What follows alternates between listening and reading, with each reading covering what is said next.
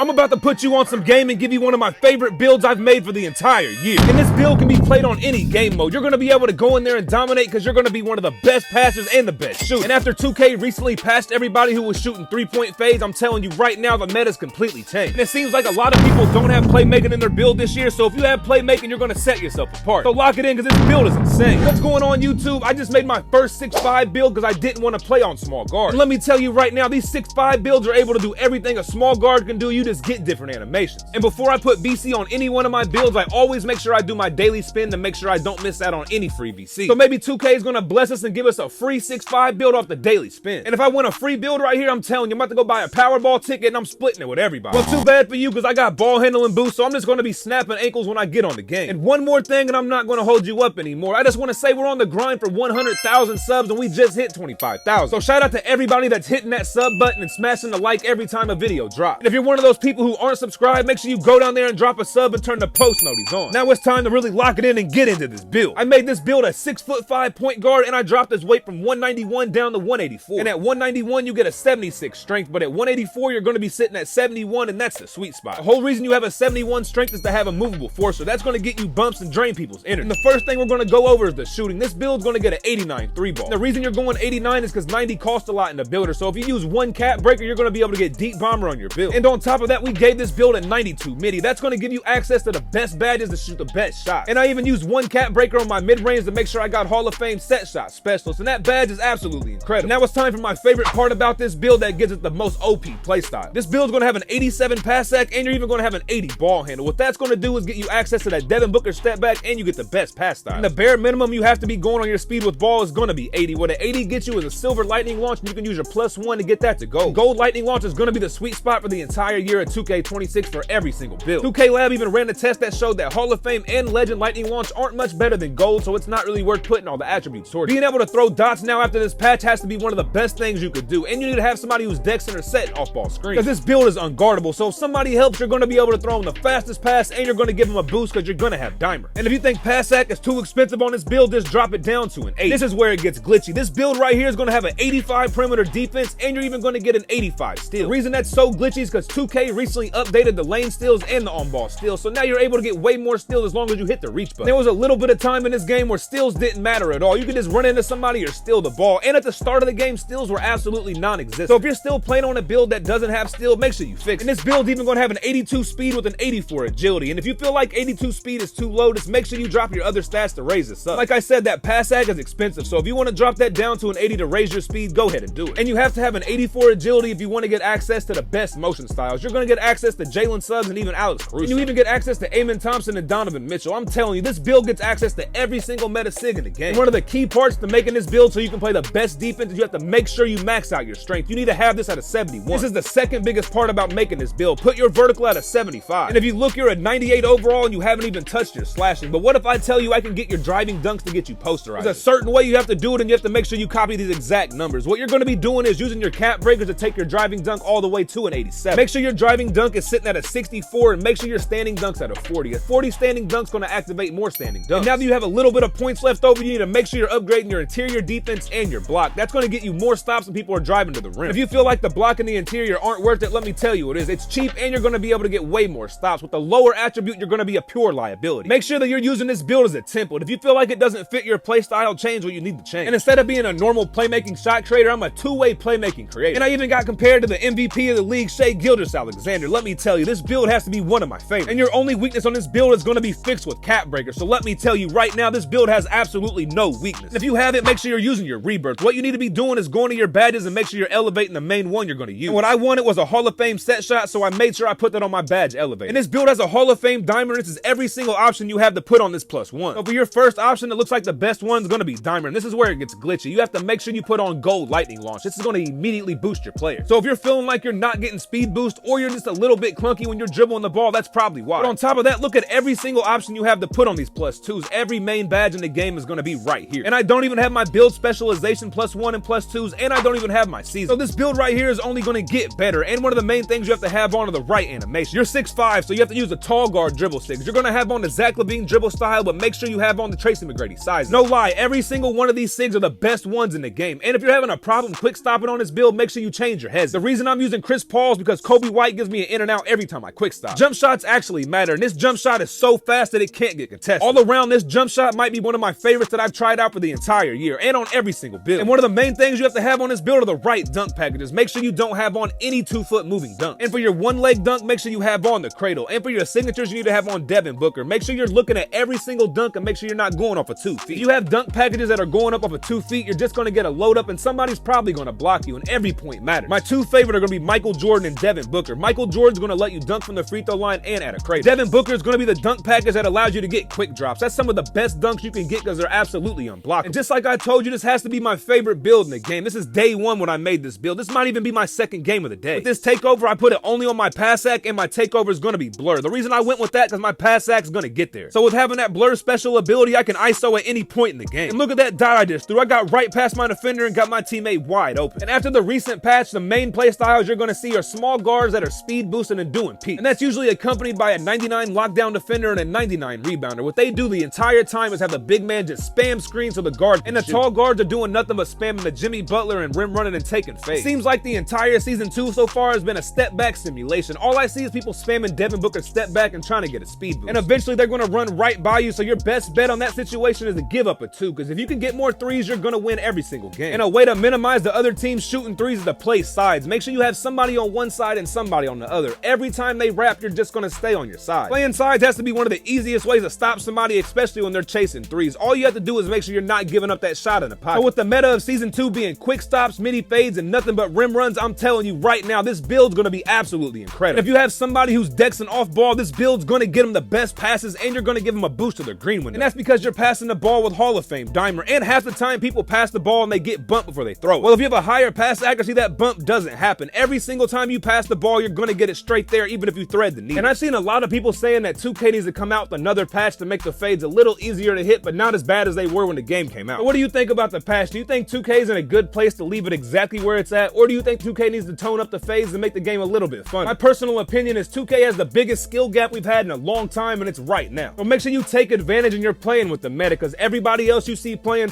with that meta lineup, that 99 3 ball, that 99 lock, and that 99 D board. Or they throw on 99 O board and they get every single offensive rebound and they just pass back out and the guard's gonna hit the 3. So now that we know the meta for season 2, make sure you're making these builds that are gonna absolutely beat the meta. If you wanna beat a small guard, you have to have a rebounder and somebody who's dexing. So make sure your point guard's got the pass sack, and that's why you're making this build. And don't forget, we're on the grind right now for 100,000 subscribers and we just hit 25,000. So thank you to everybody who watches and everybody who's dropping subs. And if you haven't dropped a sub yet, make sure you don't forget to do it before you leave. And if you feel like the exact build doesn't fit your playstyle, don't be afraid to use it as a template and drop a couple things you need to drop. Send this to your homie who needs a build.